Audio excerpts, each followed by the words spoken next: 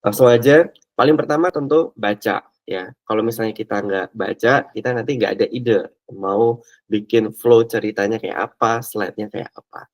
Yang dibaca adalah tentu salah satunya adalah baca ulang hasil riset pasar yang udah kita bikin di awal ya. Kita tilik kembali kekuatan dan posisi perusahaan di market ini. Balik lagi studi kasus kita di sini adalah Pola Orbis ya. Tapi teman-teman yang studi kasusnya perusahaan lain juga tetap baca ulang ya hasil riset pasar yang di awal. Pertama, what dulu. Kita kaji ya hasil riset pasar yang udah kita kerjakan supaya kita balik lagi bisa kasih gambaran antara informasi kualitatif dengan analisis angka yang udah kita lakukan di pertengahan sampai satu pertemuan terakhir sebelum hari ini. Kemudian why-nya ya untuk memberikan konteks dan pemahaman terhadap analisis keuangan, kondisi bisnis dan kompetitornya kayak gimana. Kemudian how-nya ya, lihat lagi laporan supply and demand faktornya, bisnis drivernya apa yang membuat bisnis yang kita analisis ini tuh bisa berkembang ataupun stagnan atau bahkan melemah ke depannya. SWOT dari perusahaan kita, kekuatan dan kelemahannya, dan terakhir keunggulan kompetitif perusahaan kita. Ini nanti yang akan kita jadikan sebagai dasar investment thesis-nya kita. Dari sisi posisi perusahaan ya, kita punya dua flagship brands ya, brands utama yaitu Pola dan Orbis. Balik lagi, ini saya jelaskan ya.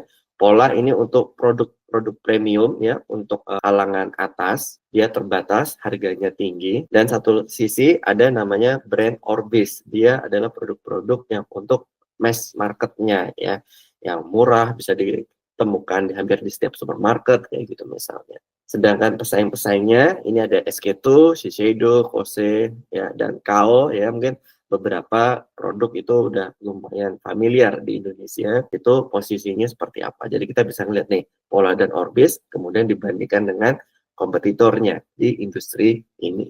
Kita lihat juga lagi faktor-faktor yang mendorong supply dan demand ya, karena nanti ini hubungannya adalah terkait bisnis ini masih bisa grow nggak? Masih bisa bertumbuh gila-gilaan nggak ya, dari sisi demand-nya masih bisa naik lagi nggak, dari sisi supply ini menekan nggak dari sisi persaingannya kayak gitu. Dari demand ya, dari customers, dari market itu apa aja sih yang mendorong ya bertumbuhnya atau menurunnya suatu market ya, khususnya ini adalah skincare. Yang pertama dari preferensi sosial gaya hidup ya, kedua kesehatan dan keberlanjutan ya, kemudian berbelanja dengan adanya era online ya, digital, kemudian sosial media, ini juga membantu ya pertumbuhan demand ya, di masyarakat. Dari sisi supply ya, tekanan dari sesama pesaing membuat si bisnis yang kita analisis ini masih bisa nggak leluasa menjual produk-produknya, kemudian masih bisa nggak bertumbuh,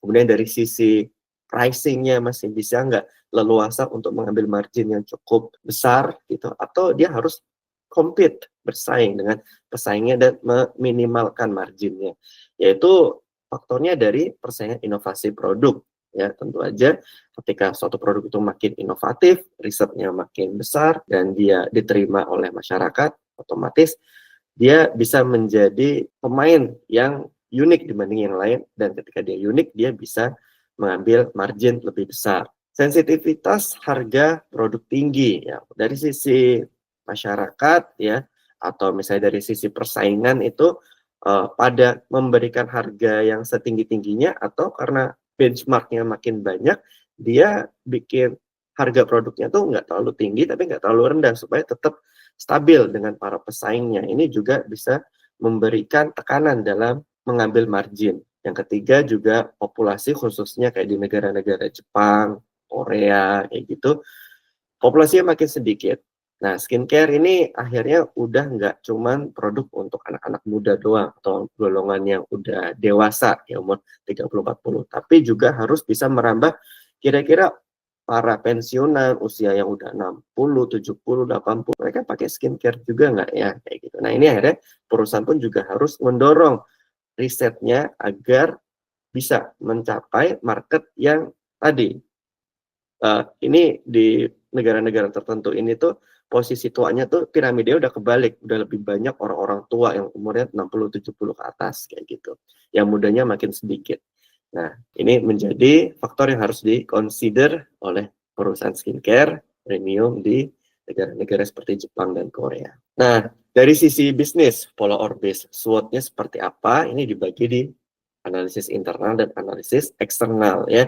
Ini cukup kita lihat sekilas aja apa yang sudah kita analisis sebelumnya. Dari sisi internal ada sales marketing, dari sisi operasional bisnis, dari SDM ya, orang-orangnya, dari sisi aset dan finance gitu ya. Masing-masing ada kekuatan dan kelemahannya ya.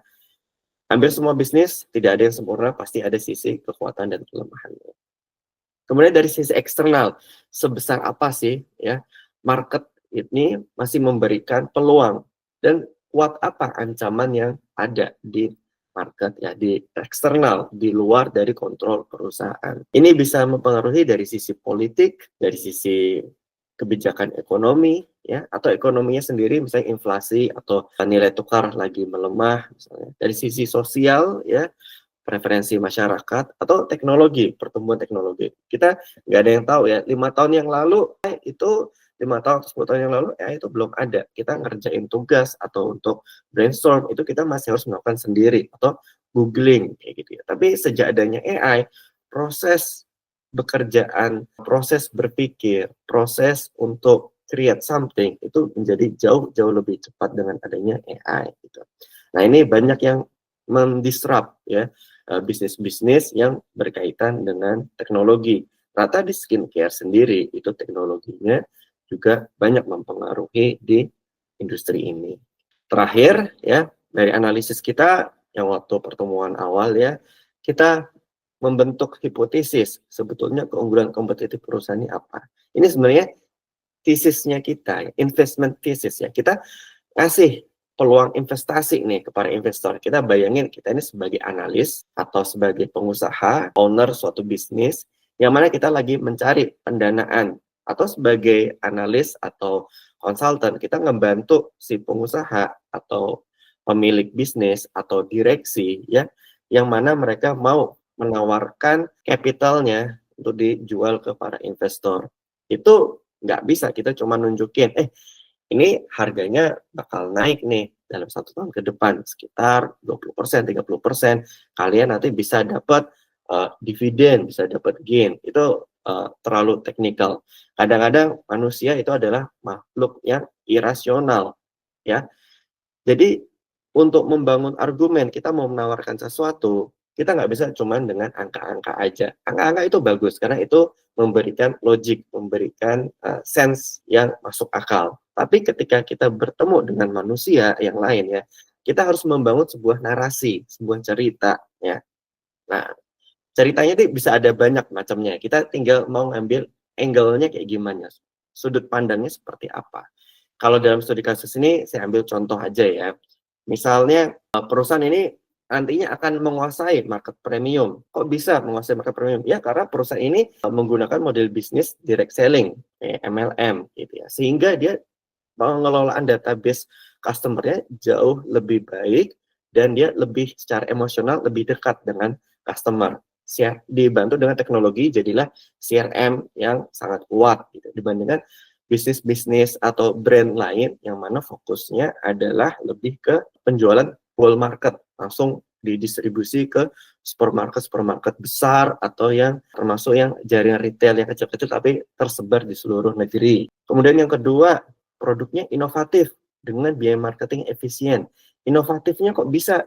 Kenapa? Misalnya R&D-nya strong ya dibandingkan dengan brand lain, ini R&D-nya lebih baik sehingga dalam mengeluarkan produk baru, misalnya ada produk apa ya kategori saya juga nggak tahu skincare, misalnya ada produk apa krim malam yang baru 1 malam besoknya udah langsung kinclong glowing gitu misalnya dibandingkan brand lain. Nah dengan R&D yang kuat dia menjadi yang terdepan dalam masalah inovasi produk. Terus ditambah biaya marketingnya efisien karena tadi balik lagi karena dia bisnis modelnya direct selling ya jualan MLM sehingga ketika mau mengedukasi produk baru dia nggak harus menggunakan ads marketing, nggak usah menggunakan iklan konvensional gitu ya. Dia tinggal ngeblas aja ke database-nya dia yang mana itu udah setiap setiap agent, setiap customer yang terhubung sama brand, itu tuh mereka bagian dari marketing. Jadi word to mouth-nya tuh lebih kencang gitu misalnya. Thesis yang ketiga adalah dari sisi marketnya, ya, ini tuh bertumbuh ya secara global. Skincare ini tuh bertumbuh karena dari sisi sosial dengan adanya sosial media yang makin gencar gitu. Orang tuh makin terpapar sebenarnya punya kulit yang sehat, punya wajah yang glowing, itu tuh semakin diinginkan oleh setiap golongan, setiap jenis kelamin, setiap strata sosial kayak gitu. Dan si perusahaan ini punya uang cash berlebih untuk ekspansi gila-gilaan, misalnya mau akuisisi bisnis lain, atau mau nanti menghadapi pandemi, atau misalnya mau buka cabang baru di negara lain, itu kekuatan finansialnya kuat misalnya. Nah, sebenarnya sudut pandang apa sih yang mesti dijadikan acuan ketika membangun investment thesis ya? Nanti kita balik lagi ke sini ya sebelum membuat slide ya. Ini kan kita bicara hipotesis awal kita. Kita baca ulang informasi-informasi yang ada di perusahaan, website perusahaan. Misalnya, ini di website perusahaan dia dari sekian macam tab yang ada di websitenya ya, selain kayak misalnya organisasi, sejarah, investor relations tuh di dalamnya ada kayak laporan keuangan, kemudian annual report dan segala macam, kemudian ada sustainability ya. Ternyata ada satu tab isinya research and development. Jadi perusahaan ini benar-benar emphasize kekuatan risetnya mereka untuk nunjukin bahwa produk-produknya mereka ini inovatif dan mereka mau serius masuk ke ranah market premium yang mahal, high class gitu ya. Nah, kemudian dari sisi inovatif development, misalnya bisa dilihat juga kayak ini dari tahun 51 gitu. Mereka selalu yang launching the first produk skin brightening, the first produk yang misalnya menghilangkan kerutan di wajah gitu. Mereka yang nemuin new teori gitu. Jadi dari sisi akademik development itu mereka selalu yang nomor satu lah di Jepang gitu. Jadi dia pengen memposisikan brandnya ya di masyarakat bahwa kalau nyari produk yang secara inovasi, kekuatan, keampuhan produk, pakai produk ini. Dia ingin menekankan itu ke masyarakat. Nah, di websitenya perusahaan, kita nanti kalau masuk ke investor relations ya, intinya, nah di situ tuh perusahaan tuh ngasih tahu posisi keuangan saat ini dan apa yang akan mereka lakukan ke depannya. Nah, kalau di Pola Orbis yang sebelah kanan ini ada juga misalnya setelah press conference itu ada tanya jawab dengan para analis. Ya, pertanyaan dan jawabannya itu juga dijelasin. Pertanyaan-pertanyaan seperti ini itu pertanyaan tipikal yang nanti perlu teman-teman latih, apalagi bagi teman-teman yang mau misalnya buat karir ke depannya menjadi konsultan, investment banker, atau misalnya analis saham. Ya.